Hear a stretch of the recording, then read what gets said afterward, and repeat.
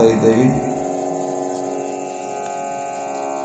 ಅಲ್ಲಮ್ಮನ ಚರಿತ್ರೆಯ ಜೊತೆಗೆ ನಾವೆಲ್ಲ ಆ ಕಲ್ಯಾಣ ನಾಡಿನಲ್ಲಿರ್ತಕ್ಕಂಥ 770 ಅಮರಗಣಗಳು. ಏಕೆಂದರೆ 12ನೇ ಶತಮಾನ ವೀರಶೈವ ಲಿಂಗಾಯತದ ಸುವರ್ಣ ಯುಗ. ಆ ಯುಗವನ್ನು ನಾವೆಲ್ಲ ಬಂಗಾರದ ಲೇಖನಿಯ ಮೂಲಕ ಬರೆದಿಡುವಂಥದ್ದು. ಬಸವಣ್ಣನ ನೇತೃತ್ವದಲ್ಲಿ, ಅಲ್ಲಮ ಪ್ರಭುವಿನ ಮಾರ್ಗದರ್ಶನದಲ್ಲಿ, ಚನ್ನಬಸವಣ್ಣನ ಜ್ಞಾನ, ಅಕ್ಕನ ವೈರಾಗ್ಯ, ಅನೇಕ ಶರಣರು ಅಲ್ಲಿ ಅಧ್ಯಾತ್ಮದ ಚಿಂತನೆ, ದಾಸೋಹ, ಕಾಯಕ, ಬದುಕಲಿಕ್ಕೆ ಏನು ಬೇಕು ಅದನ್ನು ಅವರು ಕೊಟ್ಟಿದ್ದಾರೆ ಜಗತ್ತಿಗೆ. ಜಗತ್ತಿಗೇನು?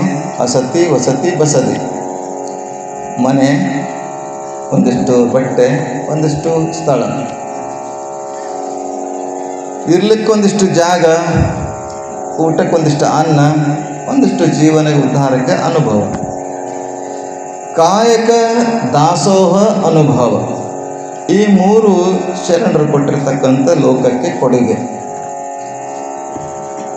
ಬಸವಣ್ಣ ಈಗಾಗಲೇ ಕಲ್ಯಾಣದಲ್ಲಿ, ಬಿಜ್ಜಳನ ರಾಜ್ಯದಲ್ಲಿ ಮಂತ್ರಿಯಾಗಿ, ಕರುಣಿಕನಾಗಿ, ಕರುಣಿಕ ಅಂದರೆ ಲೆಕ್ಕಪತ್ರ ಮಾಡುವಂಥವನು. ಹಾಗಿದೆಲ್ಲ ಕೆಲಸವನ್ನು ಮಾಡುತ್ತಾ ಅನೇಕ ಜನರಿಗೆ ಮಾರ್ಗ ತೋರುತ್ತಾ ಕಲ್ಯಾಣದಲ್ಲಿ ಇದ್ದ. ಬ ಎಂದಲ್ಲಿ ಎನ್ನವ ಹರಿತು, ಸ ಎಂಬಲ್ಲಿ ಸರ್ವಜ್ಞಾನಿಯಾದನು, ಓ ಎಂದಲ್ಲಿ ವಚಿಸುವೆ ವಸ್ತು ಚೈತನ್ಯಾತ್ಮಕನಾದನು.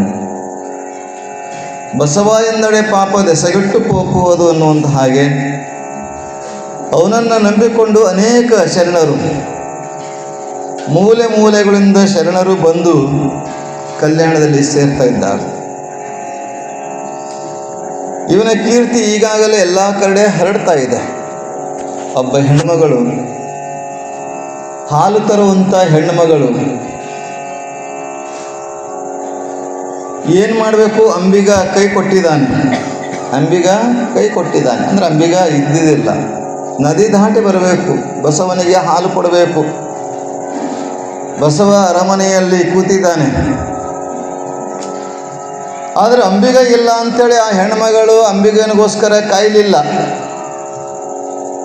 ಆದರೆ ಬಸವ ಎಂದರೆ ಪಾಪ ದೆಸಗೆಟ್ಟು ಪೋಪುವುದು ಅಂತ ಹೇಳಿದ ಹಾಗೆ, ನೋಡೋಣ ಅವನ ಶಕ್ತಿ ಎಷ್ಟಿದೆ, ಅವನ ನಾಮದಲ್ಲಿ ಶಕ್ತಿ ಎಷ್ಟಿದೆ ಅಂತ ಹಾಲಿನ ಗಡಿಗೆಯನ್ನು ತೆಗೆದುಕೊಂಡು ನೀರಿಗೆ ಇಳಿತಾಳೆ. ಬಸವ, ನೀನೇ ರಕ್ಷಣೆ ಮಾಡಬೇಕು, ನಿನ್ನ ಕಾಯಕಕ್ಕೆ ನಾನು ಹಾಲನ್ನು ಒದಗಿಸ್ತಾ ಇದ್ದೀನಿ, ಕೊಡ್ತಾ ಇದ್ದೀನಿ, ನೀನನ್ನು ರಕ್ಷಣೆ ಮಾಡಬೇಕಂತ ಬಸವ ಅಂತ ನೀರಲ್ಲಿ ಕಣ್ಣು ಮುಚ್ಚಿ ನೀರಲ್ಲಿ ಇಳಿತಾಳೆ. ಕ್ಷಣಾರ್ಧದಲ್ಲಿ ಬಸವರ ಅರಮನೆಯಲ್ಲಿರ್ತಕ್ಕಂಥ ಬಸವ ಕೈ ಎತ್ತಿ ಇಳಿಸ್ದಂಗೆ ಮಾಡ್ತಾನೆ. ಅರಮನೆಯಲ್ಲಿ ಬಸವ ಕೂತಿದ್ದ, ಅವನಲ್ಲಿ ಕೈ ಎತ್ತಿ ಹೀಗೆ ಇಳಿಸ್ದಂಗೆ ಮಾಡ್ತಾನೆ. ನೋಡಿದವ್ರಿಗೆ ಅಂತಾರೆ, ಏನು ಬಸವ ಏನು ಲೆಕ್ಕಪತ್ರ ಮಾಡುವಾಗ, ಏನು ವ್ಯವಹಾರ ಮಾಡುವಾಗ ಏನು ಕೈ ಎತ್ತಿ ಹಿಂಗೆ ಮಾಡೋದಲ್ಲ ಅಂತ ಅಂತಾರೆ. ಆಗ ಬಸವಂತನೇ, ನನಗಲ್ಲಿ ಒಬ್ಬ ಹೆಣ್ಮಗಳು, ಹಾಲು ಮಾರುವಂಥ ಹೆಣ್ಮಗಳು ಕೂಗಿದಳು, ಅವಳನ್ನು ಆ ದಂಡೆಯಿಂದ ಈ ದಂಡೆಗೆ ಇಳಿಸಿದ್ದೀನಿ ಅಂತಂದಾಗ ಅದೇ ಹೆಂಗೆ ಸಾಧ್ಯ ಆಯ್ತು ಅಂತ ಎಲ್ಲರೂ ಅಪಹಾಸ್ಯ ಮಾಡ್ತಾರೆ. ಅಪಹಾಸ್ಯ ಮಾಡಿದಾಗ, ಇಲ್ಲ ಬರ್ತಾಳೆ ಹೆಣ್ಮಗಳು, ಇಲ್ಲಿಗೆ ಬರ್ತಾಳೆ ಕೇಳ್ರಿ ಅಂತ ಅಂತಾರೆ ಬಸವಣ್ಣ. ಆಗ ಆ ಹೆಣ್ಣು ಮಗಳು ಹಾಲನ್ನು ತೆಗೆದುಕೊಂಡು ಅರಮನೆಗೆ ಬಂದಾಗ, ಏನವ ನೀನು ನಡ್ಕೊಂಡು ಬಂದಿವಲ್ಲ, ನೀರಲ್ಲಿ ನಡ್ಕೊಂಡು ಬಂದಿಯೋ ಅಥವಾ ದೋಣಿಯಲ್ಲಿ ಬಂದಿಯೋ ಹೇಗೆ ತಂದಾಗ, ದೋಣಿಯವನು ಅಂಬಿಗ ಇರಲಿಲ್ಲ. ಅದಕ್ಕೆ ಬಸವನ ಧ್ಯಾನ ಮಾಡಿ ಆ ನೀರಲ್ಲಿ ನಾ ಕಾಲಿಟ್ಟೆ ತಕ್ಷಣ ನಾನು ಈ ದಂಡೆಗಿದ್ದೆ ಅಂತಂದಾಗ, ಇದನ್ನು ರಕ್ಷಣೆ ಮಾಡಿದಂಥವರೇ ಬಸವಣ್ಣ ಅಂತ. ಈ ಕಥೆಯನ್ನು ಕೂಡ ಸಿದ್ಧಾರೂಢರ ಚರಿತ್ರೆಯಲ್ಲಿ ಕೂಡ ನೋಡ್ತೇವೆ. ಅಕ್ಕಲಕೋಟದ ಶರಣರು ಒಂದು ಸಲ ಸಿದ್ಧಾರೂಢರ ಬೆಟ್ಟಿಗೆ ಹೋಗಿರ್ತಾರೆ. ಹೀಗೆ ಶಿವರಾತ್ರಿಯ ಪೂಜೆ ನಡೀತಾ ಇರ್ತದೆ. ಆ ಸಂದರ್ಭದಲ್ಲಿ ಅಕ್ಕಲಕೋಟೆ ರೇವಣಸಿದ್ಧ ಶಿವಶರಣರು ಕೂಡ ಶಿವರಾತ್ರಿ ತಪ್ಪಿಸೋದಿಲ್ಲ, ಎಲ್ಲಿದ್ದರೂ ಕೂಡ ಹೋಗ್ತಿದ್ರು. ಹಾಗೆ ಹೋಗುವಾಗ ನದಿ ತುಂಬಿ ಹರಿತಾ ಇತ್ತು. ವಾಹನಗಳ ಸೌಕರ್ಯ ಇರಲಿಲ್ಲ, ನಡ್ಕೊಂಡು ಹೋಗಬೇಕು ಅಂತ. ಹಾಗೆ ನಾವು ಹೋಗದೆ ಇದ್ರೆ ಏನು ಸಿದ್ಧಾರೂಢ ರಕ್ಷಣೆ ಮಾಡ್ತಾನಂತ ಈತ ರೇವಣಸಿದ್ಧ ಶರಣರು ಸುಮ್ಮನೆ ಆದರು. ಆದರೆ ಉಳಿದವರು ಆ ನದಿ ಇಳಿಯುವವರೆಗೆ ಹೋಗಬಾರ್ದು ಅನ್ನೋಗೋಸ್ಕರ ಕಾಯ್ತಾ ಇದ್ದಾರೆ. ಆಗ ರೇವಣಸಿದ್ಧ ಅಂತಾರೆ, ಯಪ್ಪ, ಎಲ್ಲ ರಕ್ಷಣೆಯ ಭಾರ ನಿನ್ನದು. ಎನ್ನ ವಾಮಕ್ಷೇಮ ನಿಮ್ಮದಯ್ಯ, ಎನ್ನ ಹಾನಿ ವೃದ್ಧಿ ನಿಮ್ಮದಯ್ಯ, ಎನ್ನ ಮಾನಾಪಮಾನ ನಿಮ್ಮದಯ್ಯ, ಬಳ್ಳಿಗೆ ಕಾಯಿ ದಿಮ್ಮಿತ್ತೆ ಕೂಡಲ ಸಂಗಮ ದೇವ. ಹಾಗೆ ಬಳ್ಳಿಗೆ ಕಾಯಿ ವಜ್ಜೆ ಆಗೋದಿಲ್ಲ. ಹಾಗೆ ಈ ರಕ್ಷಣೆಯ ಭಾರವನ್ನು ಹೊತ್ತಿರುವಂಥವು ನೀನು, ನಿನ್ನ ಮೇಲೆ ಭಾರ ಹಾಕಿ ಶಿವರಾತ್ರಿಗೆ ನಾನು ತಪ್ಪದೇ ಇರಬೇಕು, ನಾನು ಅಲ್ಲಿ ಕೀರ್ತನ ಮಾಡಬೇಕು. ಆದ ಆ ಸ್ಮರಣೆ ಮಾಡಿಕೊಂಡು ನೀರಾಗಿ ಇಳಿದಾಗ ರೇವಣಸಿದ್ಧ ಶರಣರು ಈ ದಂಡೆಗಿದ್ದರು. ಸಿದ್ಧಾರೂಢರಲ್ಲಿ ಎಲ್ಲರ ಜೊತೆಗೆ ಹೀಗೆ ಅಧ್ಯಾತ್ಮದ ಚರ್ಚೆಯನ್ನು ಮಾಡ್ತಾ ಕೂತಿದ್ದಾರೆ. ಅಲ್ಲಿ ಕೂಡ ಹೀಗೆ ಕೈ ಎತ್ತಾರೆ ಸಿದ್ಧಾರೂಢರು. ಏನಪ್ಪ ಸಿದ್ಧಾರೂಢರು ಏನು ಕೈ ಎತ್ತಿದ್ರಲ್ಲ ತಂದಾಗ, ಇಲ್ಲ ನನ್ನ ಶಿಷ್ಯ, ನನ್ನ ಭಕ್ತ ರೇವಣಸಿದ್ಧರು ಬರ್ತಾ ಇದ್ದಾರೆ, ಅದಕ್ಕೆ ಅವರಿಗೆ ಎತ್ತಿ ನೀರಿಂದ ಕಡಿಮೆ ಮಾಡಿದ್ದೀನಿ. ಇಂಥ ಬಹಳಷ್ಟು ಸಂದರ್ಭಗಳನ್ನು ಒಬ್ಬರಿಗೊಬ್ಬರು ಹೋಲಿಕೆ ಆಗುವಂಥದ್ದು. ಅದಕ್ಕೆ ರೇವಣಸಿದ್ಧ ಶರಣರೇ ಅದು ಹಾಡಿದ್ದು ಎಂತ ಹುಬ್ಬಳ್ಳಿ ಸಿದ್ಧಾರೂಢರ ಬಗ್ಗೆ. ಸಾಧು ಬಂದ ನೋಡು ತಂಗಿ, ಸಿದ್ಧ ಬಂದ ನೋಡು ಅನ್ನುವಂಥದ್ದು ಅಕ್ಕಲಕೋಟೆಯ ರೇವಣಸಿದ್ಧ ಶರಣರೇ ಹಾಡಿದ್ದು. ಅಂಥ ಶರಣರು ಸಿದ್ಧಾರೂಢರು ಎಲ್ಲ ಕಡೆ ಪ್ರಚಾರ ಮಾಡಿದಂಥವ್ರು. ಹಾಗೆ ಇಲ್ಲಿ ಬಸವ ಅಂದಂದ ಕೂಡಲೇ ಆ ಹೆಣ್ಣು ಮಗಳನ್ನು ಎತ್ತಿ ಹಿಡಿಯುವಂಥವನು ಬಸವ. ಆಗ ಬಸವನ ಭಕ್ತಿ, ಬಸವನ ಶಕ್ತಿ ಎಷ್ಟಿದೆ ಅಂತ ಎಲ್ಲರಿಗೂ ಗೊತ್ತಾಗ್ತದೆ. ಹಾಗೆ ಎಲ್ಲವನ್ನ ತಿಳಿಸುವಗೋಸ್ಕರವೇ ಅಲ್ಲಮ ಪ್ರಭು ಶೂನ್ಯ ಪೀಠದ ಒಡೆಯ ಸಂಚಾರ ಮಾಡುತ್ತಾ ದಾರಿಯಲ್ಲಿ ಸಿಕ್ಕಿರ್ತಕ್ಕಂಥ ಅನೇಕ ಜನರನ್ನು ಉದ್ಧಾರ ಮಾಡ್ತಾ ಬರುತ್ತಾನೆ. ಮಹಾತ್ಮರು ಬೇಕು ನಮಗೆಲ್ಲ. ಮಹಾತ್ಮರು ಯಾಕೆ ಬೇಕು ಅಂದ್ರೆ ನಾವು ಮರೆತು ಹೋಗ್ತಾ ಇದ್ದೇವೆ. ನಮ್ಮ ಧರ್ಮ, ನಮ್ಮ ಸಂಸ್ಕೃತಿ, ನಮ್ಮ ಪರಂಪರೆ, ನಮ್ಮ ಆಚಾರ, ನಮ್ಮ ವಿಚಾರ, ನಮ್ಮ ಉಡುಗೆ, ನಮ್ಮ ತೊಡುಗೆ, ನಮ್ಮ ಮಾತುಗಳು ಹೆಂಗೆ ಮಾತಾಡಬೇಕು ಅನ್ನೋದೆಲ್ಲ ಮರೆತು ಹೋಗ್ತಾ ಇದ್ದೇವೆ. ಅದಕ್ಕಂತಲೇ ಮಹಾತ್ಮರು ಯಾವ ರೂಪದಲ್ಲಿ ಬರ್ತಾರೋ, ಶರಣ ರೂಪದಲ್ಲೇ ಆಗಲಿ, ಶಿವಯೋಗಿ ರೂಪದಲ್ಲಾಗಲಿ, ಗುರುವಿನ ರೂಪದಲ್ಲೇ ಆಗಲಿ, ತತ್ವಜ್ಞಾನಿ ರೂಪದಲ್ಲಾಗಲಿ, ಯಾವ ರೂಪದಲ್ಲಿ ಆದರೂ ಬಂದು ನಮ್ಮನ್ನು ಮಾರ್ಗದರ್ಶಕರಾಗ್ತಾರೆ. ನಿಮಗೆಲ್ಲ ಗೊತ್ತಿರುವ ಹಾಗೆ ಒಂದು ಕತೆ ನೆನಪಿಸ್ತೀನಿ. ನಿಮಗೆಲ್ಲ ನೆನಪಿದೆ, ಯಾಕಂದರೆ ಹಲವಾರು ವರ್ಷದಿಂದ ಕೇಳ್ತಾ ಬಂದಿರಿ. ಒಂದಿಷ್ಟು ನೆನಪಿಸುವಂಥ ಕೆಲಸ ನಮ್ಮದು. ಏನಾಗಿತ್ತು ಅಂದರೆ, ಹೀಗೆ ಶ್ರೀಶೈಲಕ್ಕೆ ಹೋಗಿದ್ದ. ಎಲ್ಲರ ಜೊತೆಗೆ ಶ್ರೀಶೈಲಕ್ಕೆ ಹೋಗ್ತಾರಲ್ಲ. ಹೋದಾಗ ಮಲ್ಲಯ್ಯನ ದರ್ಶನ ಆದಮೇಲೆ ಅದ್ರಾಗ ಒಬ್ಬ ದಡ್ಡ ಶ್ರೀಶೈಲದಲ್ಲಿ ಹೀಗೆ ಜಾತ್ರೆಯಲ್ಲಿ ಈಗ ಓಡಾಡ್ತಿರ್ಬೇಕಾದ್ರೆ ಒಬ್ಬ ಏನು ಮಾಡ್ತಾನೆ, ಅಲ್ಲಿ ಒಂದು ಕನ್ನಡಿಯನ್ನು ತಗೊತಾನೆ, ದರ್ಪಣ. ಕನ್ನಡಿಯನ್ನು ನೋಡ್ತಾನೆ. ಕನ್ನಡಿ ಅಂತ ಗೊತ್ತಿಲ್ಲ ಅವನಿಗೆ. ಕನ್ನಡಿ ಅನ್ನೋದು ಮೊಟ್ಟ ಮೊದಲು ನೋಡಿದ್ದವನು. ಮೊಟ್ಟ ಮೊದಲು ನೋಡಿದ್ದ ಕನ್ನಡಿಯನ್ನು ವಸ್ತು ನೋಡ್ತಾನೆ. ತನ್ನ ಮುಖ ತನಗೆ ಕಾಣ್ತದೆ, ಅದು ಗೊತ್ತಿಲ್ಲ. ಇದು ಕನ್ನಡಿ ಇದೆ, ನನ್ನ ಮುಖ ನನಗೆ ಕಾಣಗತ್ತೈತೆ ಅಂತ ಗೊತ್ತಿಲ್ಲ ಅವನಿಗೆ. ಆಗ ಅವನಂತಾನೆ, ಇದನ್ನು ನೋಡಿ ಯಾಕೋ ಇದು ನನ್ನ ತಾತನ ಫೋಟೋ ಇದ್ದಂಗೆ ಕಾಣ್ತಲ್ಲ, ನಮ್ಮ ಅಜ್ಜನ ಫೋಟೋ ಐತಿದ್ದಿ, ಇದು ನಮ್ಮ ಅಜ್ಜನ ಫೋಟೋ ಐತಂದು ವಿಚಾರ ಮಾಡಿ ಆ ಕನ್ನಡಿಯನ್ನು ತಂದು ಪೆಟ್ಟಿಗೆ ಒಳಗೆ ಇಡ್ತಾನೆ. ಯಾವಾಗ ಅಜ್ಜನ ನೆನಪು ಬರ್ತದೋ ಆಗ ಪೆಟ್ಟಿಗೆ ತೆಗಿತಾನೆ, ನೋಡ್ತಾನೆ, ಪೆಟ್ಟಿಗೆ ತೆಗಿತಾನೆ, ನೋಡ್ತಾನೆ. ಅದಕ್ಕೆ ಮುಂದೆ ಖುಷಿ ಪಡ್ತಾನೆ ನೋಡಿ. ಆಗ ಹೆಂಡತಿಗೆ ಸಂಶಯ ಬರ್ತದೆ. ನನ್ನ ಗಂಡ ಪೆಟ್ಟಿಗೆ ತೆಗಿತಾನೆ, ನೋಡ್ತಾನೆ, ನಗ್ತಾನೆ, ಮತ್ತೆ ಇಡ್ತಾನೆ. ಪೆಟ್ಟಿಗೆ ತೆಗಿತಾನೆ, ನೋಡ್ತಾನೆ, ಇಡ್ತಾನೆ, ಏನಾರು ಇರ್ಬೋದು ಅಂತ ಒಂದು ಸಲ ಗಂಡ ಹೊರಗಡೆ ಹೋಗಿರ್ತಾನೆ. ಕೀಲಿ ಅಲ್ಲೇ ಇಟ್ಟಿರ್ತಾರೆ ಸಾಮಾನ್ಯವಾಗಿ. ಆ ಪೆಟ್ಟಿಗೆಯ ಕೀಲಿ ತೆಗೆದು ಈಕೆ ಹೆಣ್ಮಗಳು ನೋಡ್ತಾಳೆ. ಹೆಂಡತಿ ನೋಡ್ತಾಳೆ. ನೋಡಿದ ಕೂಡಲೇ ಆ ವಸ್ತು ನೋಡ್ತಾಳೆ. ತನ್ನ ಮುಖ ತನಗೆ ಕಾಣ್ತೈತಿ. ಇವಳಿಗೂ ಗೊತ್ತಿರೋದು ಕನ್ನಡಿ ಅನ್ನುವಂಥ ಗೊತ್ತಿಲ್ಲ. ತನ್ನ ಮುಖ ತನಗೆ ಕಾಣಿದಾಗ, ಓಹೋ ನನ್ನ ಗಂಡ ದಾರಿ ಬಿಟ್ಟಿದ್ದಾನೆ, ದಾರಿ ತಪ್ಪಿದ್ದಾನಲ್ಲ ಅಂತ ತಿಳ್ಕೊಂಡು ಆ ಕನ್ನಡಿಯನ್ನು ಅದ್ರಾಗಿಟ್ಟು ಬಿಕ್ಕೊಂಡು ಕೂತ್ಬಿಡ್ತಾಳೆ. ನನ್ನ ಗಂಡ ಬೇರೆ ದಾರಿ ಹಿಡ್ದಿದ್ದಾನಲ್ಲ ಅಂತೇಳಿ. ಆ ಪಾಪ ಗಂಡ ಹೊರಗಿಂದ ಒಳಗೆ ಬರ್ತಾನೆ. ಮನೆಗೆ ಬಂದು ಅಂತಾನೆ, ಹಸುವಾಗಿದೆ, ಊಟ ಕೊಡು ಅಂತಾನೆ. ಆ ಹೆಂಡತಿ ಅಂತಾಳೆ, ಅಲ್ಲಿ ಹಾಳಲ್ಲ, ಎಲ್ಲಿ ಸಂದಕದಾಗ ಪೆಟ್ಟಿಗೆ ಒಳಗೆ ಅವಳು ಮಾಡಾಕ್ತಾಳೆ, ಅವಳ ಕೈಲೇ ಮಾಡಿಸ್ಕೊ. ಇವನಿಗೆ ಗೊತ್ತಿಲ್ಲ ಸಂದಕದಾಗ ಯಾರು ಅಂತ ಅವ ಅಂತಾನೆ. ಸಂದಕದಾಗ ಗೊತ್ತೈತೆ ನನಗೆಲ್ಲ. ಅದು ನಮ್ಮ ಅಜ್ಜನ ಫೋಟೋ ಅದ. ನಾನು ನೋಡ್ತೀನಿ, ನಾನು ಅಜ್ಜನ ನೆನಪಾದಾಗ ನೋಡ್ತೀನಿ, ಇಡ್ತೀನಿ. ಮುಂದೆ ಬಂದು ಕೂತ್ಕೊಂಡಿರ್ತಾರೆ ಸಾಧುಗಳು. ಎಲ್ಲಿಯಾದರೂ ಎಲ್ಲಿ ಜಾಗ ಸಿಗ್ತದಲ್ಲಿ ಕೂತ್ಕೊಳ್ಳೋರೆ ಅಲ್ವ. ಆಗ ಯಾಕೋ ನೀ ಇಲ್ಲಿ ಯಾಕೆ ಕೂತಿ ಅಂತ ಕೇಳಿದ್ರೆ, ಇಲ್ಲಿ ಕೂತಿದ್ದೀನಿ, ಒಂದು ಧರ್ಮಕ್ಷೇತ್ರ ಇದೆ, ಧರ್ಮಶಾಲೆ ಇದೆ, ಇದೊಂದು ಧರ್ಮಶಾಲೆ ಹೆಂಗಂತಿ ಇದು ಅಂತಂದಾಗ, ಮತ್ತೆ ಧರ್ಮಶಾಲೆಯಲ್ಲಿ ಇನ್ನೇನು, ಈಗ ನೀ ಇದ್ದಿ, ಇದು ನಿನ್ನ ಮನೆ. ನೀ ಇರೋಕ್ಕಿಂತ ಪೂರ್ವದಲ್ಲಿ ಯಾರ ಮನೆ? ನಮ್ಮ ಅಪ್ಪನ ಮನೆ. ನೀವು ಅಪ್ಪ ಇರೋಕ್ಕಿಂತ ಮುಂಚೆ ಯಾರ ಮನೆ? ಅವ್ರ ಅಜ್ಜನ ಮನೆ, ಅವರಪ್ಪನ ಮನೆ. ಅವರಪ್ಪ ಇರೋಕ್ಕಿಂತ ಬಂದೆ ಮತ್ತೆಲ್ಲ ಬಂದು ಹೋಗಿದಾರತ್ತಂದ್ರೆ ಇದು ಧರ್ಮಶಾಲೆ ಅಲ್ಲದ ಮತ್ತೇನು ಅಂತ ಪ್ರಶ್ನೆ ಮಾಡ್ತಾರೆ. ಧರ್ಮಶಾಲೆ ದೇವರ ಗುಡಿ ಅಂತಾರೆ. ದೇವರ ಗುಡಿ ಇದು ಈ ಜಗವೆಲ್ಲ. ಬಾಡಿಗೆದಾರರು ನಾವುಗಳೆಲ್ಲ ಇಷ್ಟೇ ವರ್ಷ ಹರುಷ ಇರಬೇಕೆನ್ನುವ ಕಟ್ಟು ಕರಾರು ಜಗತ್ತೆನ್ನುವುದೇ ಧರ್ಮಶಾಲೆ. ಈ ಧರ್ಮಶಾಲೆಯಲ್ಲಿ ನಾವು ಬಂದೇವಿ, ನಂದೇ ಅನ್ಕೋತ ನಾವು ಕೂತೇವಿ. ಒಬ್ಬ ಶ್ರೀಮಂತನ ಮನೆಗೆ 2 ಹುಳಗಳು ಬರ್ತಾವೆ. 2 ಹುಳಗಳು, ಗೆದ್ದಲು ಹುಳ, ಗೊರ್ಲಿ ಅಂತ ಗೆದ್ರೆ ಅಂತ ನಿಮ್ಮ ಕಡೆ ಏನಂತಾರೆ? ಗೊರ್ಲಿ. 2 ಗೊರ್ಲಿ ಹುಳಗಳು ಬರ್ತವೆ. ಒಂದು ಊರಿಗೆ ಹೀಗೆ ಸಂಚಾರ ಮಾಡ್ಕೊಂಡು ಬಂದು, ನಾವು ಇಂಥ ಊರದವರು ಸ್ವಲ್ಪ ಇಲ್ಲಿ ಕೆಲಸಕ್ಕೆ ಬಂದೇವಿ, ನಮಗಿರ್ಲಿಕ್ಕೆ ಬಾಡಿಗೆ ಮನೆಯನ್ನು ಕೇಳ್ತವೆ ಗೆದ್ದಲು ಹುಳವನ್ನು. ಎಲ್ಲರೂ ಏನು ಮಾಡ್ತಾರೆ, ಅದಕ್ಕೆ ನಮ್ಮ ಮನೆ ಸಣ್ಣದ ಮನೆ, ನಮಗೆ ಜಾಗ ಇಲ್ಲ, ಸಣ್ಣದ ಮನೆ ಜಾಗ ಇಲ್ಲ ಅಂತ ಹೊರಗೆ ಕಳಿಸ್ತಾ ಇರ್ತಾರೆ. ಕೊನೆಗೆ ಶ್ರೀಮಂತನ ಮನೆಗೆ ಬರ್ತಾರೆ. ಶ್ರೀಮಂತನ ಮನೆಗೆ ಬಂದಾಗ ಆ ಶ್ರೀಮಂತಂತನ ಆ ಹುಳಗಳಿಗೆ, ನಾವು ಇಂಥ ಊರಿಂದ ಬಂದೇವಿ, ಈ ಊರಿಗೆ ನೌಕರಿಗೆ ಕೆಲಸಕ್ಕೆ ಬಂದೇವಿ, ನಮಗಿರ್ಲಿಕ್ಕೆ ಬಾಡಿಗೆ ಮನೆ ಯಾರೂ ಕೊಟ್ಟಿಲ್ಲ, ನೀನಾರು ಕೊಡೋ ತಂದಾಗ ಶ್ರೀಮಂತ ತಾನೆ, ಇಷ್ಟೊಂದು ದೊಡ್ಡ ಮನೆ ಅದು, ಎಲ್ಲರೂ ಒಂದು ಕಡೆ ಮೂಲೆಗಿರ್ರಿ ಅಂತ ಕೊಟ್ಟುಬಿಡ್ತಾನೆ. 2 ಗೆದ್ದಲು ಹುಳಗಳು ಆ ಶ್ರೀಮಂತನ ಮನೆಗೆ ಇರ್ತವೆ. ಮನೆಯಾಗಿದ್ದು ದಿನನಿತ್ಯ ಮಾತಾಡಿಸ್ತವೆ.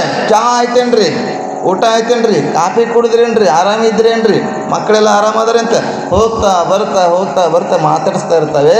ಆ 2 ಗೆದ್ದಲು ಹುಳ ಸುಮಾರು ವರ್ಷಗಳವರೆಗೆ ಅರಮನೆ ಅವ್ರ ಮನೆಯಾಗಿರ್ತದೆ, ಶ್ರೀಮಂತನ ಮನೆಯಾಗಿರ್ತಾವೆ. ಒಂದು ದಿವಸ ಏನಾಗ್ತಂತೇಳಿ ಅವ್ರು ವಿಚಾರ ಮಾಡ್ತಾರೆ. ಹುಳಗಳು 2 ವಿಚಾರ ಮಾಡಿ, ನೋಡ್ರಿ ಸಾವ್ಕಾರ್ರೆ, ಶ್ರೀಮಂತರೇ, ನಾವು ಕೆಲಸ ನಮ್ಮ ರಿಟೈರ್ಮೆಂಟ್ ಆಯಿತು, ಈಗ ನೀವು ಇಷ್ಟು ವರ್ಷ ನಿಮ್ಮ ಮನೆಯಾಗ ಇರ್ಲಿಕ್ಕೆ ನಮ್ಗೆ ಜಾಗ ಕೊಟ್ಟಿರಿ, ಅದಕ್ಕೆ ನಿಮಗೆ ಧನ್ಯವಾದ ಅಂತ ಹೇಳ್ತವ. ಆ ಶ್ರೀಮಂತನಿಗೆ ಧನ್ಯವಾದ. ಏನು ಧನ್ಯವಾದ ಹೇಳುವಲ್ಲ ಹುಳಗಳು, 2 ಗಂಡ ಹೆಂಡತಿ ಬರಲಿ, ತಕ್ಷಣ ಮನೆ ಬಿದ್ದೋಗ್ತದೆ. ಯಾಕಂತ ಕೇಳಿದ್ರೆ ವಿಚಾರ ಮಾಡಿ, ಆ ಶ್ರೀಮಂತ 2 ಹುಳಗಳು ಕೊಟ್ಟಿದ್ದಲ್ಲ, 2 ಗಂಡ ಹೆಂಡ ಹುಳಗಳು ಸಂತತಿ ಉತ್ಪತ್ತಿಯಾಗಿ ಇಡೀ ಮನೆ ತುಂಬೆಲ್ಲ ಗೊರ್ಲಿಗಳೇನಾಗಿತ್ತು, ಗೆದ್ದಲು ಹುಳಗಳಿಂದ ತುಂಬೋಗಿತ್ತು. ಮನೆಯೆಲ್ಲ ಟೊಳ್ಳಾಗಿತ್ತು. ಧನ್ಯವಾದ ಹೇಳುವಷ್ಟರಲ್ಲಿ ಶ್ರೀಮಂತನ ಜೊತೆಗೆ ಎಲ್ಲನ ನಾಶ ಆಗಿಬಿಡ್ತು. ಹಾಗೆ ಹೊರಗಿನ ಶ್ರೀಮಂತಿಕೆ ಎಲ್ಲ ಒಳಗೆ ಒಬ್ಬ ಮನಸ್ಸು ಅಂತ ಒಬ್ಬ ವ್ಯಕ್ತಿ ಇದ್ದಾನೆ. ಮನಸ್ಸು ಅನ್ನುವಂಥದ್ದು, ಆ ಮನಸ್ಸು ಈ ದೇಹ ಎನ್ನುವ ಮನೆಗೆ ಮಾಲೀಕ ಇದ್ದಾನೆ. ಈ ಮಾಲೀಕ ಏನು ಮಾಡಿದ್ದಾನೆ, ಈ ಗೆದ್ದಲು ಹುಳಗಳು, ನಾನು ಅನ್ನುವಂಥ ಗೆದ್ದಲು ಹುಳಗಳು ಬಂದು ಈ ಮನಸ್ಸಿಗೆ ಕೇಳಿದ್ದಾವೆ, ಮನಸ್ಸೆ, ಶ್ರೀಮಂತ ಮನಸ್ಸೆ, ನನಗಿರ್ಲಿಕ್ಕೆ ಅವಕಾಶ ಮಾಡಿಕೊಡು ಅಂದಾಗ, ಇಲ್ಲಿ ಬಿಡು, ಅಲ್ಲೇ ಕೀರ್ತಿ, ಇಲ್ಲೇ ಇರುವಂಥ ಈ ಮನಸ್ಸು ಈ ದೇಹ ಎನ್ನುವ ಮನೆಯೊಳಗೆ ಆಶ್ರಯ ನೀಡಿತು. ಆ 2 ಹುಳಗಳು, ನಾನು ನನ್ನದು ಅನ್ನುವಂಥ ಹುಳಗಳು ಒಳಗೆ ಪ್ರವೇಶವಾಗಿ ಆ ಹುಳಗಳು ಸಂತತಿ ಬೆಳೀತಾ ಹೋಯ್ತು. ಬೆಳೀತಾ ಹೋದಾಗ ಅದರ ಮಕ್ಕಳು, ಮೊಮ್ಮಕ್ಕಳು, ಮರಿಮಕ್ಕಳು ಎಲ್ಲ ಹುಟ್ಕೊಳ್ತು, ಒಂದಕ್ಕೊಂದು ಹುಟ್ಕೊಳ್ತು. ಕಾಮ, ಕ್ರೋಧ, ಲೋಭ, ಮೋಹ, ಮದ, ಮತ್ಸರಗಳೆಲ್ಲ ಸಂತತಿಯನ್ನು ಹುಟ್ಕೊಂಡು ಈ ಶರೀರ ತುಂಬೆಲ್ಲ ಗೆದ್ದಲು ಹುಳಮಯವಾಗಿ ಮಾಡ್ತು. ಏನಿದೆ ಗೆದ್ದಲಮಯ ಇದು. ಕುಂಬಾರ ಮಾಡಿದ ಗಡಿಗೆ ಅಂತ ಹಾಡ್ತಾರೆ. ಕೋರ ಕುಂಬಾರ ಗಡಿಗೆ ಮಾಡಿದ್ದು. ರಥ ಅಂತ ಹೇಳಿದರು. ರಥಂ ಏವತ್ತು ಶರೀರಂ ಅಂತ ಹೇಳಿದರು. ಬಂಡಿ ಅಂತ ಹೇಳಿದ್ರು, ಗುಡಿ ಅಂತ ಹೇಳಿದ್ರು. ಆದರೆ ಇದು ಗೆದ್ದಲು ಹುಳಗಳಿಂದ ಕೂಡಿರ್ತಕ್ಕಂಥ ಮನೆ ಇದು. ಈ 2 ಹುಳಗಳು, ನಾನು ನನ್ನದು ಹುಳಗಳು ಯಾವಾಗ ಈ ಮನಸ್ಸೆನ್ನುವಂಥ ವ್ಯಕ್ತಿಗೆ ಬಂದು, ಮನಸ್ಸೇ, ನಮಗೆ ಇರ್ಲಿಕ್ಕೆ ಬಹಳ ಅವಕಾಶ ಮಾಡಿಕೊಟ್ಟಿರಿ, ಅದಕ್ಕೆ ನಿಮಗೆ ಧನ್ಯವಾದ ಅಂತ ಹೇಳುವಷ್ಟರಲ್ಲಿ ಈ ಶರೀರ ಬಿದ್ದು ಹೋಗ್ತದೆ, ನಾಶ ಆಗ್ತದೆ. ಅದಕ್ಕಂತ ಇಲ್ಲಿ ಆ ಶರೀರ ಬೀಳುವ ಒಳಗಾಗಿ ನೀನೇ ಬೇರೆ, ನಿನ್ನ ಶರೀರವೇ ಬೇರೆ ಅನ್ನುವುದನ್ನು ತಿಳಿಸ್ಲಿಕ್ಕೆ ಬಂದಾಗ, ಇಂಥ ಅರಿವಿನ ಮಾತಾಡ್ತಿದ್ದೀಯಲ್ಲ, ನೀನು ಅರಿವೇ ನಿನಗೆ ಗುರುವಾಗ್ತದೆ ಅಂದಾಗ ಆ ಗೊಗ್ಗಯ್ಯ ಉಪದೇಶ ಮಾಡಬೇಕು ಅಂತ ಕೇಳ್ತಾನೆ. ಅಲ್ಲಮ ಪ್ರಭು ಬಹಳ ಸುಂದರವಾದಂಥ ಒಂದು ಮಾತನ್ನು ಹೇಳ್ತಾರೆ ಇಲ್ಲಿ. ತನುವ ತೋಂಟವ ಮಾಡಿ ಮನವ ಗುದ್ದಲಿಯ ಮಾಡಿ. ಶರೀರವನ್ನೇ ತೋಟ ಮಾಡಬೇಕಂತೆ. ಶರೀರ ಎನ್ನುವಂಥ ತೋಟ ಮಾಡಿ ಮನವ ಗುದ್ದಲಿಯ ಮಾಡಿ. ಅಗೆದು ಕಳೆದನಯ್ಯ ಭ್ರಾಂತಿಯ ಬೇರ. ಈಗ ನೀವು ಬೆಳೆ ಬಿತ್ತೀರಿ, ಬೀಜ ಹಾಕ್ತೀರಿ, ಜೋಳ, ತೊಗರಿನೋ, ಹೆಸರು, ಉದ್ದು ಏನೋ ಹಾಕ್ತೀರಿ, ಎಲ್ಲ ಹಾಕಿರಿ. ಆದರೆ ಬೆಳೆಯ ಕಾಳುಗಳಕ್ಕಿಂತಲೂ ಹೆಚ್ಚು ಏನಾಗಿರ್ತೈತೆ ಅಂದ್ರೆ ಕಸನೇ ಜಾಸ್ತಿ ಆಗಿರ್ತದೆ. ಕಸದ ಬೀಜ ಅಂದ್ರೆ ಬಿತ್ತೀರಿ ನೀವು? ಬಿತ್ತಲ್ಲ, ತಾನೇ ಬರ್ತೈತೆ ಅದು. ಕಸದ ಬೀಜ ಯಾರು ಬಿತ್ತಲ್ಲ, ಕೈಗಾಸ ಬಿತ್ತಂಗಿಲ್ಲ. ಕಾಂಗ್ರೆಸ್ ಬೀಜ, ಕಾಂಗ್ರೆಸ್ ಅಂತ ಬಿತ್ತಂಗಿಲ್ಲ, ಆದರೆ ಹುಟ್ಕೊಳ್ತದ. ಅದು ಗುಣಧರ್ಮ, ಭೂಮಿಯ ಗುಣಧರ್ಮ, ಶರೀರದ ಗುಣಧರ್ಮ. ಈ ಪಂಚಮಹಾಭೂತಗಳ ಗುಣಧರ್ಮ ಏನಿರುತ್ತಂದರೆ ಆ ಗುಣಧರ್ಮವನ್ನು ಈ ಶರೀರದಲ್ಲಿ ಉತ್ಪತ್ತಿ ಆಗ್ತಾ ಇರ್ತದೆ. ಆಶೆ ಆಮಿಷಗಳು, ಕಾಮ ಕ್ರೋಧಾದಿಗಳು. ಹಾಗೆ ನಾವು ಬೀಜವನ್ನು ಬಿತ್ತೇವೆ, ಆದರೆ ಬೀಜದ ಜೊತೆಗೆ ಕಸ, ಕಡ್ಡಿ, ಹುಲ್ಲು, ಹೊಲಸು ಹೇಳುವುದೇ. ಹಾಗೆ ಇಲ್ಲಿ ತನುವ ತೋಟವ ಮಾಡಿ ಮನವ ಗುದ್ದಲಿಯ ಮಾಡಿ ಅಗೆದು ಕಳೆದನೆಯ ಭ್ರಾಂತಿಯ ಬೇರು. ಭ್ರಾಂತಿ ಇದೆ ನಮ್ಮದು. ಎಂಥ ಭ್ರಾಂತಿ? ಸಂಸಾರ ನಂದು, ಮನೆ ನಂದು, ಮಕ್ಕಳು ನಂದು, ಹೆಂಡತಿ ನಂದು, ಆಸ್ತಿ ನಂದು, ನಂದು ನಿಂದು ನಿಂದು ಎನ್ನಬೇಡ, ಒಂದ್ಸಲ ನೀವು ಬಿಟ್ಟು ಹೋಗ್ತೀವಿ. ಹಾಗೆ ನಂದು ನಂದಂದ್ರೆ ನಾವೆಲ್ಲ ಏನು ಮಾಡ್ತಾ ಇದ್ದೇವೆ? ಆ ಭ್ರಾಂತಿಯ ಬೇರನ್ನು ಕಳಿಬೇಕಂತೆ. ನಾನು ದೇಹ ಅಂತ ನಾನು ತೋರಿಸ್ತಾರೆ. ಯಾರು ಮಾಡ್ಯಾರಿದೆಲ್ಲ ಅಂತಂದ್ರೆ ನಾ ಮಾಡೀನಿ ಅಂತೇಳಿ. ಇಲ್ಲೇನದಲ್ಲ, ಭ್ರಾಂತಿ ನೀ ಮಾಡಿಲ್ಲಪ್ಪ. ಯಾವಾಗದು ನಿರ್ಮಾಣ ಆಗೈತಿ? ಇವತ್ತು ಮಹಾಭಾರತದಲ್ಲಿ ಯುದ್ಧ ಆಗೈತಿ. ಮಹಾಭಾರತದಲ್ಲಿ ಯುದ್ಧ ಆಗಿದೆ. ಅರ್ಜುನ ಯುದ್ಧ ಮಾಡಿದ್ದಾನೆ, ಕೃಷ್ಣ ರಥದಲ್ಲಿ ಕೂತಿದ್ದಾನೆ. ಎಲ್ಲ ಯುದ್ಧ ಮುಗಿದಿದೆ. ಕೃಷ್ಣ ಹೇಳ್ತಾನೆ ಕೊನೆಗೆ, ಅರ್ಜುನ ಕೆಳಗಿಳಿ ಅಂತಾನೆ. ಅರ್ಜುನ ಏನಂತಾನೆ? ಮೊದಲ ಕೃಷ್ಣ ನೀ ಇಡಿ ಅಂತಾನೆ.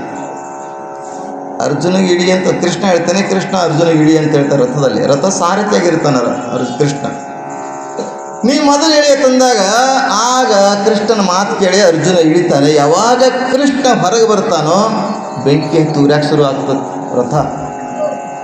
ಇದೇನು ಆಶ್ಚರ್ಯ ಅಂದಾಗ ಕೃಷ್ಣ ಅಂತಾನೆ, ಇದು ಯಾವಾಗೋ ಸುಟ್ಟು ಹೋಗ್ಯದ ಈ ರಥ, ಬಾಣಗಳಿಂದ ಯುದ್ಧದಾಗ ಯಾವಾಗೋ ಸುಟ್ಟು ಹೋಗ್ಯದ. ನಾ ಅಲ್ಲಿ ಇದ್ದೀನಿ ಅಂತೇಳಿ, ದೇವ ಇದ್ದೀನಿ ಅಂತೇಳಿ ಅದು ಉಳೋದು. ಹಾಗೆ ಯಾವಾಗ ತಯಾರಾಗಿರ್ತದೆ ಇದೆಲ್ಲ ಜಗತ್ತು, ಯಾವಾಗ ತಯಾರಾಗ್ಯದ. ಆದರೆ ನಾ ಮಾಡೀನಿ ಅನ್ನುವ ಭಾವನೆ ಇದೆಯಲ್ಲ, ಅದಕ್ಕೆ ಕೃಷ್ಣ ಅರ್ಜುನಿಗೆ ಹೇಳಿದೆ, ಕರ್ಮಣ್ಯ ವಾದಿ ಕಾರಸ್ತೆ ಮಾ ಫಲೇಶು ಕದಾಚನ. ನೀನು ಕರ್ಮವನ್ನು ಮಾಡೋಕ್ಕಷ್ಟೇ ಬಂದಿದೀಯ, ಕೆಲಸವನ್ನು ಮಾಡೋಕ್ಕಷ್ಟೇ ಬಂದಿದೀಯ. ನೀನೇನು ಶರೀರದ ಗುಣಧರ್ಮವನ್ನು ಕೆಲಸ ಮಾಡಬೇಕಲ್ಲ, ಆ ಕೆಲಸದ ಅನುಗುಣವಾಗಿ ನೀನು ಬಂದಿದ್ದೀಯಾ. ಎಲ್ಲದರ ಲಾಭ, ಪುಣ್ಯ, ಜಯ ಅಪಜಯ ಎಲ್ಲ ನನ್ನ ಕೈ ಒಳಗಿದೆ, ಪರಮಾತ್ಮನ ಕೈ ಒಳಗಿದೆ. ಹಾಗಾಗಿ ಇಲ್ಲಿ ಭ್ರಾಂತಿಯ ಬೇರನ್ನು ಕಿತ್ತಿ ಹಾಕಬೇಕು. ಒಡೆದು ಕಳೆದನಯ್ಯ ಹೆಂಟೆಯ ಬಗೆದು ಬಿತ್ತಿದನಯ್ಯ ಬ್ರಹ್ಮ ಬೀಜವ ಬಿತ್ತಿ, ಭಕ್ತಿಯ ಬೀಜವನ್ನು ಬಿತ್ತಬೇಕು. ಹಾಗೆ ಹೆಂಟೆಗಳು ನಿಮ್ಮೆಲ್ಲ ಗೊತ್ತಿದೆ, ಮಣ್ಣಿನ ಹೆಂಟೆಗಳು ತಯಾರಾಗ್ತದೆ. ಈಗ ಮಳೆ ಬಂದಮೇಲೆ ಹಾಗೆ ಬಿಟ್ಟರೆ ಗಂಟು ಕಟ್ತವೆ. ಅದಕ್ಕೆ ರೆಂಟೆ ಹೊಡೆಯುವುದು, ನಟ್ಟು ಕಡಿಯುವುದು, ಗೆಳೆ ಹೊಡುವುದು ಎಲ್ಲ ಇರ್ತದೆ. ಹಾಗೆ ಅದನ್ನೆಲ್ಲ ಬಗೆದು ಕಡೆದನೆಯ ಹೆಂಟೆ ಬಿತ್ತಿದನೆಯ ಬ್ರಹ್ಮ ಬೀಜವ. ಅಖಂಡ ಮಂಡಲವೆಂಬ ಭಾವಿಯ, ಅಖಂಡ ಮಂಡಲ, ಈ ಮಂಡಲವೇ ಭಾವಿ. ಪವನವೇ ರಾಟಾಳ, ಗಾಳಿ ಇದೆಯಲ್ಲ ಅದೇ ರಾಟಾಳ. ನೀರೆತ್ತುವಂಥ ಮಷಿನ್ ಬೇಕಲ್ಲ, ನೀರೆತ್ತಬೇಕು. ಹಾಗೆ ಇಲ್ಲಿ ನೀರೆತ್ತುವುದಂತಂದರೆ ನಾವು ಇಲ್ಲಿ ಏನಾಗಿರುತ್ತಂದರೆ ಪ್ರಾಣಾಯಾಮ ಅಂತ ವಿಚಾರ ಮಾಡಬೇಕು. ನಾವೆಲ್ಲ ರೇಚಕ, ಪೂರಕ, ಕುಂಭಕಗಳನ್ನು ಮಾಡೋದ್ರ ಮೂಲಕ ಇದಕ್ಕೆ ಒಳ್ಳೆಯ ಗಾಳಿಯನ್ನು ಬಿಡಬೇಕು ದೇಹಕ್ಕೆ. ಅಖಂಡ ಮಂಡಲವೆಂಬ ಭಾವಿಯ ಪವನವೇ ರಾಟಾಳ, ಸುಷುಮ್ನ ನಾಳದಿಂದ ಉದಕವ ತಿದ್ದಿ. ಇದೇನು ಚಂದ್ರನಾಡಿ ಸೂರ್ಯನಾಡಿ ಅಂತಿದೆಯಲ್ಲ, ಆ ಹೊರಳಿಂದ ತಗೊಳ್ಳುವುದು ಬಿಡುವುದು. ಯಮ ನಿಯಮ ಆಸನ ಪ್ರಾಣಾಯಾಮ ಪ್ರತ್ಯಾಹಾರ ಧಾರಣ ಧ್ಯಾನ ಸಮಾಧಿಗಳಿದಾವಲ್ಲ, ಇವೆಲ್ಲ ಯೋಗದಲ್ಲಿ ಬರ್ತಕ್ಕಂಥವೆಲ್ಲ.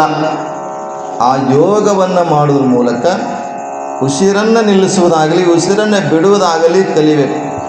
ಇವತ್ತು ನಾವು ನಮ್ಮ ಉಸಿರನ್ನು ತೊಗೊತೀವಿ ಬಿಡ್ತೇವೆ, ನಮ್ಮ ಉಸಿರು ನಮಗೆ ಗೊತ್ತಾಗಲ್ಲ ತೊಗೊಂಡಿದ್ದು ಬಿಟ್ಟಿದ್ದು. ಯಾವ ಪ್ರಾಣಿಯನ್ನು ಉಸಿರನ್ನು ನಿಲ್ಲಿಸ್ತದಲ್ಲೋ ಅದು ಭಾಳ ವರ್ಷ ಬದುಕ್ತದೆ. ಭಾಳ ವರ್ಷ ಬದುಕುವಂಥ ಪ್ರಾಣಿ ಅಂತಂದ್ರೆ ಆಮೆ. ಆಮೆ ನೋಡ್ರಿ ನೀರಾಗಿರ್ತದೆ. ಯಾವ್ದು ಜಾಸ್ತಿ ಉಸಿರಾಟ ಆಡ್ತದಂದ್ರೆ ನಾಯಿ ಅದಲ್ಲ. ನಾಯಿ ಭಾಳ ಬೇಗ ಬೇಗ ಬೇಗ ಬೇಗ ಉಸಿರಾಡ್ತದೆ, ನಾಲ್ಗೆ ತೆಗೆದು ಉಸಿರಾಡ್ತದಲ್ಲ. ಯಾವುದು ಬೇಗ ಬೇಗ ಉಸಿರಾಡ್ತದಲ್ಲ ಅದು ಬೇಗ ಸತ್ತು ಹೋಗ್ತದೆ. ಉಸಿರನ್ನು ನಿಧಾನವಾಗಿ ಮೇಲೆ ತಗೋಬೇಕು, ನಿಧಾನವಾಗಿ ಕೆಳಗೆ ತಗೋಬೇಕು. ಎಷ್ಟು ನಾವು ಉಸಿರನ್ನು ಹೊರಗೆ ಹಾಕಿ ನಿಲ್ಲಿಸ್ತೀವೋ, ಎಷ್ಟು ಉಸಿರನ್ನು ಒಳಗೆ ತೊಗೊಂಡು ನಿಲ್ಲಿಸ್ತೀವೋ ಆಗ ನಾವು ಜಾಸ್ತಿ ದಿವಸ ಬದುಕ್ತೇವೆ. ಜಾಸ್ತಿ ದಿವಸ ಬದುಕಬೇಕಾಗಿತ್ತಂದ್ರೆ ಉಸಿರಿನ ಕ್ರಿಯೆ ಚೆನ್ನಾಗಿರಬೇಕು. ಉಸಿರಾಟದ ಕ್ರಿಯೆ ಅದನ್ನು ಬಿಡ್ತೇವೆ, ನಮ್ಗೆ ಹೆಂಗೆ ಬೇಕು ಹಂಗೆ. ನಮಗೆ ಉಸಿರಾಟದ ಕ್ರಿಯೆ ಗೊತ್ತಿಲ್ಲ, ಉಣ್ಣುವ ಕ್ರಿಯೆ ಗೊತ್ತಿಲ್ಲ, ಉಣ್ಣೋ ಕ್ರಿಯೆನೇ ಗೊತ್ತಿಲ್ಲ. ನಮಗೆ ಹೆಂಗೆ ಬೇಕು ಹಂಗೆ ಉಣ್ತೇವೆ, ಹೆಂಗೆ ಬೇಕು ಹಂಗೆ ಟಿ ವಿ ನೋಡ್ಕೊಂಡು ಊಟ ಮಾಡ್ತೇವೆ, ಮೊಬೈಲ್ ನೋಡ್ಕೊಂಡು ಊಟ ಮಾಡ್ತೇವೆ. ಊಟ ಮಾಡೋ ಮೊಬೈಲ್ ಬಿಡ್ರಿ, ಇವ್ರು ಹೊರಗೆ ಹೋಗಿರ್ತಾರಲ್ಲ ಮುಂಜಾನೆ ಅಲ್ಲಿ ಮೊಬೈಲ್ ತೊಗೊಂಡು ಕೂತಿರ್ತಾರೆ. ಎಂಥ ಪರಿಸ್ಥಿತಿ ಬಂದೈತಿ. ಹೆಂಗೆ ಕೂಡೋದು ಗೊತ್ತಿಲ್ಲ ನಮಗೆ. ಅದರಿಂದ ಪವನವೇ ರಾಟಾಳ ಸುಸುಪ್ನ ನಾಳದಿಂದ ಉದಕವ ತಿದ್ದಿ ಬಸವಗಳ ಇವರು ಹಸನಗೆಡದಿಗೆಯರೆಂದು. ಇಲ್ಲಿ ಪಂಚ ಜ್ಞಾನೇಂದ್ರಿಯಗಳಿದ್ದಾವೆ, ಪಂಚ ಕರ್ಮೇಂದ್ರಿಯಗಳಿದ್ದಾವೆ. ಬಸವಗಳ ಇವರ ತಂದ್ರೆ ಜ್ಞಾನೇಂದ್ರಿಯಗಳು. ಈ ಜ್ಞಾನೇಂದ್ರಿಯಗಳಿಗೆ ಕೆಲಸ ಮಾಡಬೇಕು. ಜ್ಞಾನೇಂದ್ರಿಯಗಳಿಗೆ ಕೆಲಸ ಏನದಂದರೆ ಸಮತೆಯ ಸೈರಣೆ ಎಂಬ ಬೇಲಿಗೆ ನಿಕ್ಕಿ ಜ್ಞಾನೇಂದ್ರಿಯಗಳ ಪಂಚ ಜ್ಞಾನೇಂದ್ರಿಯಗಳು ಯಾವಾಗಲೂ ಜಾಗೃತ ಇರಬೇಕು, ಜಾಗೃತ ಅವಸ್ಥೆಯಲ್ಲಿ ಇರಬೇಕು. ಸ್ವಪ್ನ, ಸುಸುಪ್ತಿ, ತುರ್ಯಾತೀತ ಅವಸ್ಥೆಗಳು, 5 ಅವಸ್ಥೆಗಳು ಹೇಳ್ತಾರೆ. ಈ ಜಾಗೃತ ಅವಸ್ಥೆಯಲ್ಲಿದ್ದಾಗ ಹೊರಗಿನ ವಸ್ತುಗಳು, ಹೊರಗಿನ ಕಳ್ಳರು, ಯಾರೂ ಕಳ್ಳರು ಬರುವುದಿಲ್ಲ. ಸಮತೆಯ ಸೈರಣೆ ಎಂಬ ಬೇಲಿಯ ನಿಕ್ಕಿ ಆವಾಗಲೂ ಈ ಲೋಕದಲ್ಲಿ, ಈ ತೋಂಟದಲ್ಲಿ ಜಾಗರವಿದ್ದು ಸಸಿಯ ಸಲಹಿದೆನು ಕಾಣ ಗುಹೇಶ್ವರ. ಬ್ರಹ್ಮ ಬೀಜವ ಬಿತ್ತಿ ಆ ಸಸಿಯನ್ನು ಮೊಳಕೆ ಹೊಡಿಬೇಕಾಗಿತ್ತಂದ್ರೆ ಜಾಗ್ರತೆಯಿಂದಿರಬೇಕು. ಯಾಕಂದರೆ ಯಾವ ರೀತಿಯಾಗಿ ಒಳಗೆ ಕಾಳರು ಹೋಗ್ತಾರೆ ಗೊತ್ತಿಲ್ಲ. ಕಣ್ಣಿನ ಮುಖಾಂತರ ಕಾಳು ಹೋಗೋದು ಬೇರೆ, ಕಿವಿಯ ಮುಖಾಂತರ ಒಬ್ಬ ಕಾಳು ಹೋಗ್ತಾನೆ, ಕೈಯ ಸ್ಪರ್ಶದಿಂದ ಒಬ್ಬ ಕಾಳು ಹೋಗ್ತಾನೆ, ನಾಲ್ಗೆಯಿಂದ ಒಬ್ಬ ಕಾಳು ಹೋಗ್ತಾನೆ. ಈ ಏನು ಇಂದ್ರಿಯಗಳ ಮುಖಾಂತರ ಇದವಲ್ಲ, ಇದರ ಮುಖಾಂತರ ಕಳ್ಳರನ್ನು ಹೋಗಲಾರದಂತೆ ಜಾಗೃತವಾಗಿದ್ದು ಒಳಗೆ ಕಳ್ಳರನ್ನು ಪ್ರವೇಶ ಮಾಡಲಾರ ನೋಡ್ಕೊಳ್ಬೇಕು. ಅದಕ್ಕೆ ಇದೊಂದು 9 ತೂತಿನ ಕೊಡ ಅಂತ ಹೇಳಿದ್ರು ಶರೀಫರು. ಏನು ಕೊಡವ ಹುಬ್ಬಳ್ಳಿ ಮಾಟ ಎಂಥ ಚಂದುಳ್ಳ ಕೊಡವ, ತಿಕ್ಕಿಲ್ಲ ಬೆಳಗಿಲ್ಲ ತಳತಳ ಹೊಳಿತದ, ಕಂಚಲ್ಲ ತಾಮ್ರಲ್ಲ ಮಿರಿ ಮಿಂಚುತ್ತದೆ. ಏನು ಕೊಡ? 6 ಮಂದಿ ಅಕ್ಕ ತಂಗಿಯರು ಮೀರಿ ಮಿಂಚಿದ ಕೊಡ, 3 ಮಂದಿ ಮುತ್ತೈದರು ಲೋಲಾಡಿದಂಥ ಕೊಡ. ಅಂಥ ಅದ್ಭುತವಾಗಿರತಕ್ಕಂಥ ಈ ಕೊಡದಾಗ ಛಿದ್ರಗಳು, ತೂತುಗಳು ಬೆಳಗ್ಗೆ ಶುರುವಾಗಿದ್ದಾವೆ. 9 ತೂತು ಬಿದ್ದುಬಿಟ್ಟವು. ಆ 9 ತೂತಗಳನ್ನು ಮುಚ್ಚಕ್ಕೆ ಪ್ರಯತ್ನ ಮಾಡಬೇಕನ್ನುವಗೋಸ್ಕರ ಈ 5 ಜ್ಞಾನೇಂದ್ರಿಯಗಳು ಸದಾ ಜಾಗೃತವಾಗಿರಬೇಕು. ಜಾಗೃತವಾಗಿದ್ದಾಗ ಮಾತ್ರ ಈ ಕೊಡವನ್ನು ಚೆಂದಾಗಿ ನೋಡ್ಕೊಳ್ಳೋಕೆ ಸಾಧ್ಯ.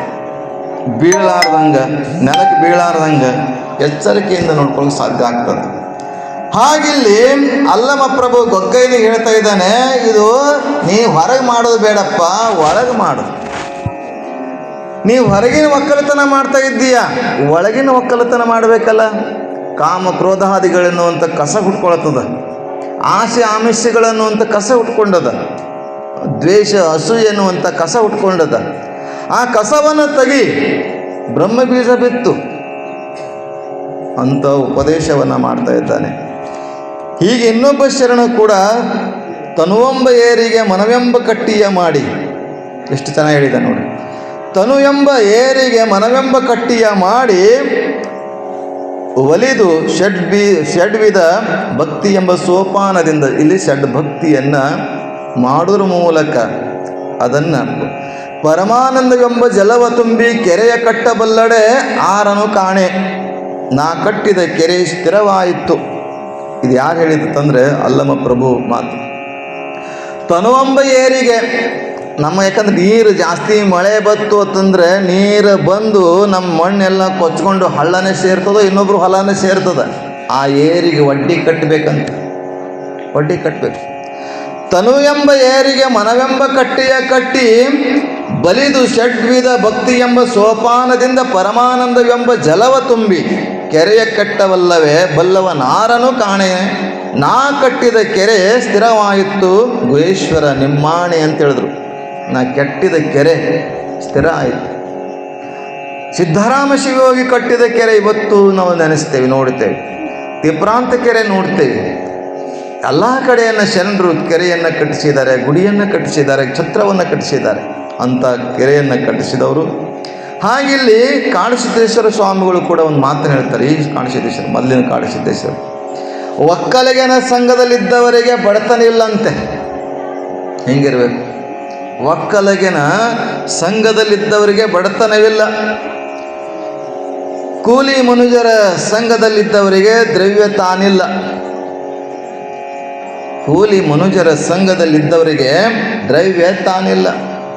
ಒಕ್ಕಲಿಗನ ಸಂಘದಲ್ಲಿದ್ದವನಿಗೆ ಸಾವಿಲ್ಲ. ಒಕ್ಕಲಿಗನ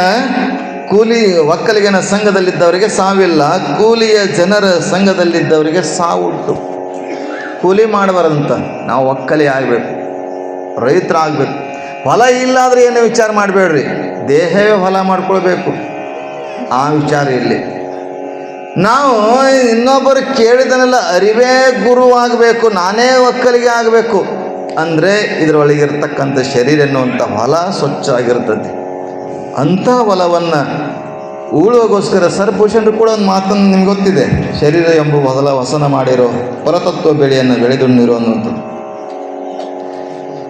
ಶಮೆ ದಮೆ ಎಂತೆಂಬ ಎರಡೆತ್ತುಗಳು ಹೂಡಿವಿ, ವಿಮಲ ಮಾನಸವ ನೇಗಿಲವು ಮಾಡಿ ಮಮಕಾರವೆಂದೆಂಬ ಕರಿಕೆಯ ಕಳೆದಿಟ್ಟು ಸಮತೆಯಂತೆಂಬ ಗೊಬ್ಬರವ ಚೆಲ್ಲಿ. ಶರೀರ ಎಂಬುವ ಹೊಲ ವಸನ ಮಾಡಿರುವ ಪರತತ್ವ ಬೆಳೆಯನ್ನು ಬೆಳೆದುಣ್ಣಿರು ಅಂತ ಹೇಳ್ತಾರೆ.